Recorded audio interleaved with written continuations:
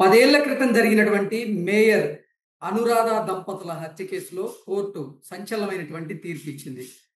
ఆ హత్య కేసులో నిందితులుగా ఉన్నటువంటి 5గురికి కోర్టు ఉరిశిక్ష విధిస్తూ తీర్పునిచ్చింది.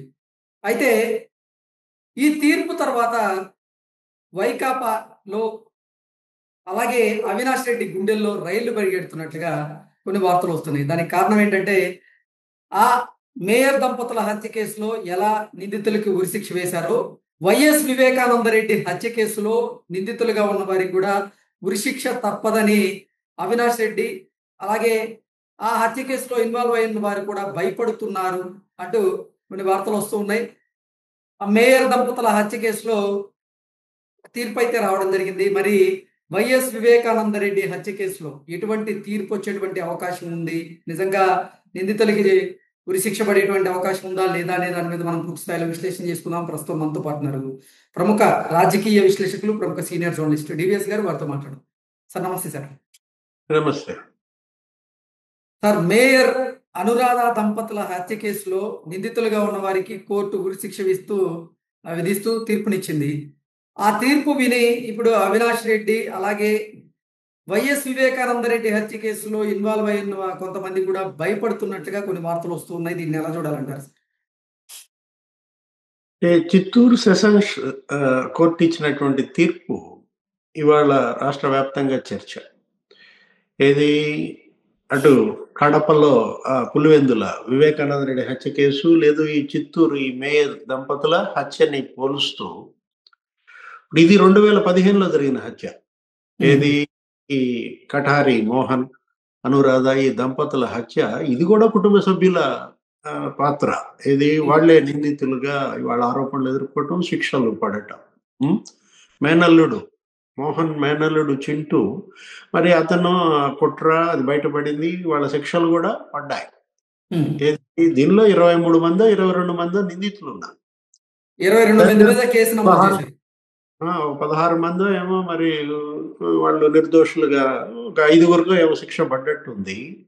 ఒకటి అది ఇది కంపేర్ చేస్తూ చర్చ జరుపుతూ మీరు ఇంట్రోలో ఏమన్నారు, అవినాష్ రెడ్డి గుండెల్లో రైళ్లు పరిగెత్తుతున్నాయా? అవినాష్ రెడ్డికి పరిగెత్తాయంటావా? నాకు డౌటే.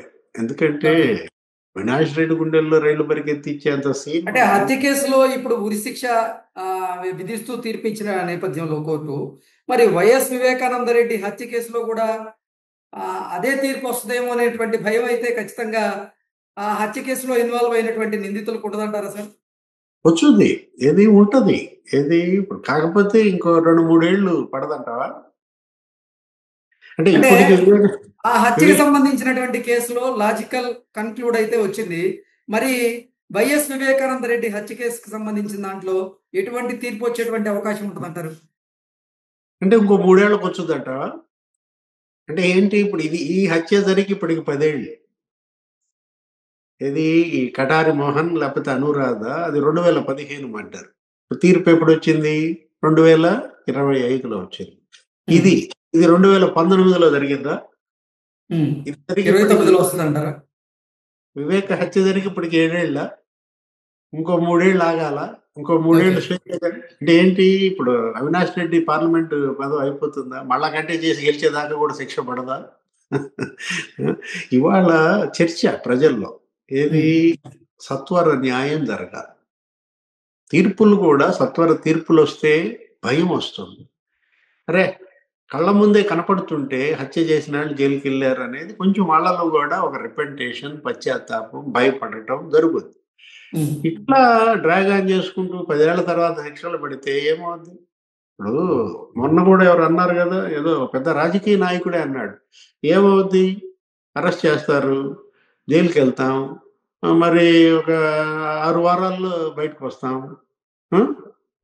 పేరుని నాన్నో ఎవరో మాట్లాడారు ఈ మధ్య, ఎక్కడో ఇది విన్నాను నేను, గుర్తుందా నీకు?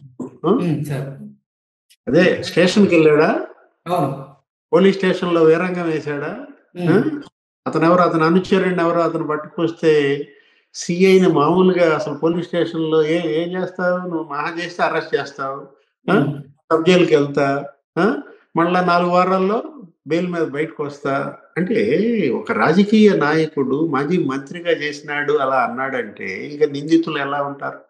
ఉమ్, అంటే చట్టం అన్నా కోర్టులన్నా లెక్కలేనితనం నిందితుల్లోకి వచ్చిందంటే ఇదే కారణం. ఏది? ఈ డ్రాగ్ ఆన్ చేయడమే. ఇప్పుడు ఉమ్, కఠారి మోహన్, కఠారి అనురాధ కిరాతకంగా చంపారు. ఉమ్, ఏది? ప్రభుత్వ కార్యాలయంలో అసలు మామూలుగానా? అది కుటుంబ సభ్యులే కదా, ఫ్యామిలీ మర్డరే కదా, రాజకీయ కారణాలతో జరిగిన హత్యనా? ఇక్కడ అదేగా. ఏది? వివేక హత్య, కడప లోక్సభ సీటు కోసం జరిగిన హత్య అని ఉమ్, తేల్చింది సిబిఐ. సునీత చెప్పింది అదే. షర్మిల వాంగ్మూలం కూడా అదే. షర్మిల కూడా ఇచ్చింది ఆ కేసులో వాంగ్మూలం సిబిఐ ఎదుట. ఆ? ఉమ్, మా బాబాయ్ నన్ను కలిశాడు, పోటీ చేస్తే నువ్వు చెయ్యి లేదా నేను చేస్తాను, సీటు మన ఇద్దరు చేయి దాటి పోవడానికి వీలు లేదు అన్నాడు. ఉమ్, నా చేత మాట తీసుకుని వెళ్ళాడు, ఒప్పించుకుని వెళ్ళాడు నేనే కంటెస్ట్ చేస్తానని. ఆ? తర్వాత హత్యకు గురయ్యాడంటే ఇప్పుడు రాజకీయ హత్య. ఉమ్, ఇదేమి బెంగళూరు భూ తగాదాల కోసం జరిగింది కాదు, వివాహేతర సంబంధాల వల్ల జరిగింది కాదు. చిత్రించారు, చిలవల పలవలుగా చిత్రించారు. ఒక ఉమ్, 10 కట్టుకథలు అల్లారు. గుండెపోటు అన్నారు, ఆ? రక్తపు వాంతులు అన్నారు, అసలు అసలు కట్లు కట్టారు. అసలు మామూలుగానా? అంటే క్రిమినల్స్ ఎంత తెలివి మీరారు. అంటే ఇప్పుడు టెక్నాలజీ పెరిగింది, సాంకేతికతతో మీరు పట్టుకున్నారు. వివేకానందుడి హత్యకి ముందు ఎక్కడ గెలిచారు హంతకులు, ఉమ్, తర్వాత ఎక్కడ గెలిచారు, ఆధారాలతో సహా వచ్చాయి. వాట్సాప్ సంభాషణలు బయటకు వచ్చాయి. ఉమ్, ఏ టైంలో ఎవరెవరు ఎప్పుడెప్పుడు ఎవరితో మాట్లాడారు, కాల్స్ కూడా బయట వచ్చినాయి కదా. అమ్మాయి ఇచ్చింది ఎవరు? సునీత. మొత్తం పవర్ పాయింట్ ప్రెజెంటేషన్, ఈ నంబర్ నుంచి కాల్స్ పలానా రోజు పలానాకి వెళ్ళాయి అంటూ ఉమ్. ఇచ్చినా కూడా నిన్న అఫిడవిట్ ఏదో వేశారు, చూసావా? అవినాష్ రెడ్డి, భాస్కర్ రెడ్డి అఫిడవిట్ లో ఏమని మెన్షన్ చేశారు? ఇది రాజకీయ దురుద్దేశంతో వేసిందంట సునీత. ఉమ్, సునీత వేసిన పిటిషన్ ఈ దర్యాప్తుని మళ్ళా పునః కొనసాగించండి. ఇది దర్యాప్తు కొలిక్కి రాలేదు, 40% ఉమ్, 50% దర్యాప్తు చేశారు, శిక్ష మాగుబడినట్టుంది మా అమ్మకి నాకు, నిందితులు స్వేచ్ఛగా తిరుగుతున్నారు, ఒక్కడ తప్ప బయట ఉన్నారు అందరూ. ఆ ఒక్కడిని ఉమ్, కూడా వదిలారు, గంగిరెడ్డి. ఆ? దానిపైన వీళ్ళు వేసిన పిటిషన్ ఏంటంటే అఫిడవిట్ లో సునీత్ అంట రాజకీయ దురుద్దేశాలతో ఈ పిటిషన్ వేసిందంట. ఓకే. అవినాష్ రెడ్డి ఆ, ప్రతిష్టకి దెబ్బతీయటం కోసం వేసిందంట. ఆమె మన కంటెస్టెడ్ క్యాండిడేటా? ఉమ్, ఆమె అతని పార్టీలో సభ్యురాల? తెలుగుదేశంలో ఆమె ఏమైనా సభ్యత్వం ఉందా? జనసేనలో ఉందా? బీజేపీ సభ్యురాలా? ఆ 3 పార్టీల తరపున ఆమె ఏమైనా కంటెస్ట్ చేస్తుందా? ఆమె ఒక వైద్యురాలు, ప్రఖ్యాతిగాంచిన వైద్యురాలు. ఉమ్, అరే ప్రాక్టీస్ కూడా వదిలేసుకుని ఆమె పేషెంట్స్, అలాంటిది ఎన్ని సార్లు ఢిల్లీ చుట్టూ కోర్టుల చుట్టూ ఆమె తిరుగుతోంది ఏంటి? ఒకటే, ఈ హత్య రాజకీయాలకి ముగింపు పలకాలి. మా ఉమ్, నాన్నకే ఈ పరిస్థితి వస్తే ముఖ్యమంత్రి తమ్ముడు, ఆ? ఇంకో ముఖ్యమంత్రికి బాబాయ్, ఆ? రాజ్యసభ తప్ప అన్ని సభల్లో ఉన్నాడు అతను. ఇది ఉమ్, లోక్సభ సభ్యుడిగా పనిచేశాడు, శాసనసభకు చేశాడు, శాసన మండలికి చేశాడు, మంత్రిగా పనిచేశాడు. ఆయన్ని చంపితే దిక్కు లేదు. ఆ? ఫైట్ చేస్తోంది ఆమె, పోరాటం చేస్తోంది. అటువంటి ఆమెనేమని వీళ్ళు వేశారు? ఆ? ఆ, ఇప్పుడు అధికారంలో ఉన్న కూటమితో ఆమె పొత్తుందంట. ఉమ్, అరే రాజకీయం చూసావా? చివరికి వివేకానంద రెడ్డి హత్య ఏమో రాజకీయ హత్య కాదంటారు, సునీత వేసిన పిటిషన్ ఏమో పొలిటికల్ పిటిషన్ అంటారు. అంటే చూసావా? ఆ, ఎంత బొంకుతున్నారో. ఉమ్, అసలు ఏమనాలో మనకైతే అర్థం కావట్లేదు. ఆడుకుంటున్నారు ఒక రకంగా చెప్పాలంటే. కోర్టు కూడా అడిగిందంట, ఏమని? మీ అభిప్రాయం చెప్పండి నిందితులారా, ఈ దర్యాప్తుని కొనసాగించడానికి సిబిఐ అడుగుతోంది, ఉమ్, ఇవ్వమంటారా అని కోర్టు వీళ్ళని అడిగితే నిందితులు వేస్తున్న అఫిడవిట్లు మామూలుగా ఉన్నాయా? మంచి కామెడీగా లేవు. సునీత్ అంట ఈ హత్య కేసు దర్యాప్తు పర్యవేక్షక బాధ్యత వహిస్తోందంట. ఉమ్, అంటే తన తండ్రి హత్య కేసు బాధ్యత ఆమె పర్యవేక్షక పాత్ర పోషిస్తోంది అంటున్నారంటే ఆమె ఎవరు? బాధితురాలు, అవును. తండ్రిని కోల్పోయిన కూతురు. ఇప్పుడు ఎందుకు ఇంకా ఇప్పుడు నా తన తండ్రినే చంపితే ఆ చంపిన వాళ్ళని పట్టించలేకపోతే ఇక కూతురుగా ఆమె ఏంటి అని కదా తను ఫైట్ చేస్తోంది. ఉమ్, అంటే ఆమె పోరాటం వీళ్ళకి రాజకీయంగా కనపడుతుంది. రాజకీయం, రక్తం, ఆ! రక్తపాతం ఎలా కలిసిపోయాయో నీకు అక్కడే కనపడుతుందనమాట. ఆంధ్రప్రదేశ్ అంటే ఇక నీకక్కడేంటి రాజకీయం, రక్తపాతమా? ఈ రక్తపాత రాజకీయాల నుంచి ఆ రాష్ట్రం విముక్తం కావాలి. ఓకే. అప్పుడే ఆ రాష్ట్రానికి అభివృద్ధి. హ్మ్. ఓకే. మరి ఇప్పుడు వైఎస్ వివేకానంద రెడ్డి హత్య కేసులో ఎటువంటి తీర్పు వచ్చేటువంటి అవకాశం ఉంటదంటారు సార్? అంటే నువ్వేమో ఎటువంటి తీర్పు వచ్చే అవకాశం ఉంది అని అడుగుతున్నావు. ఉమ్, నేనేమో అసలు ఇంకో తీర్పు 3 ఏళ్ల వస్తుంది. పడుతుందా అంటున్నా. ఓకే.